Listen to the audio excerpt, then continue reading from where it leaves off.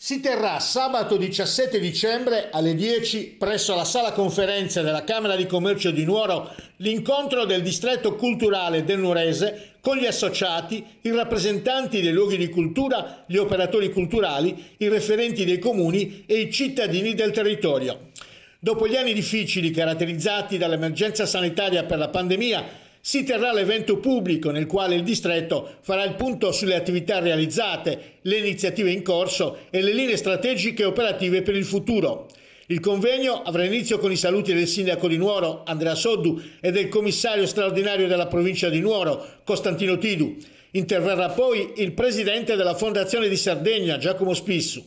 Seguiranno gli interventi del presidente della Camera di Commercio di Nuoro e del distretto culturale del Nuorese, Agostino Cicalò, e del presidente del comitato tecnico e scientifico dello stesso distretto culturale, Antonello Menne.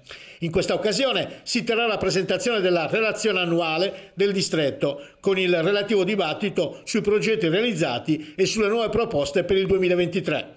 La seconda parte della mattinata sarà dedicata al tavolo dei musei del distretto, un organismo interno al distretto che riunisce 40 istituzioni e luoghi della cultura da visitare in circa 17 comuni, che dal 2016 ha permesso la realizzazione di attività culturali comuni e ha attivato un proficuo confronto sulle iniziative dei singoli. Sarà anche l'occasione per il coordinatore del tavolo, Gianluca Secci, e la manager del distretto, Antonella Camarda, per presentare il nuovo strumento di promozione e di comunicazione, il DCN Passport. Si tratta di un nuovo sistema di bigliettazione integrata, tascabile, a disposizione dei visitatori e dei cittadini che intendono scoprire i luoghi della cultura del distretto. Il tutto supportato da una campagna di comunicazione e da merchandising dedicato.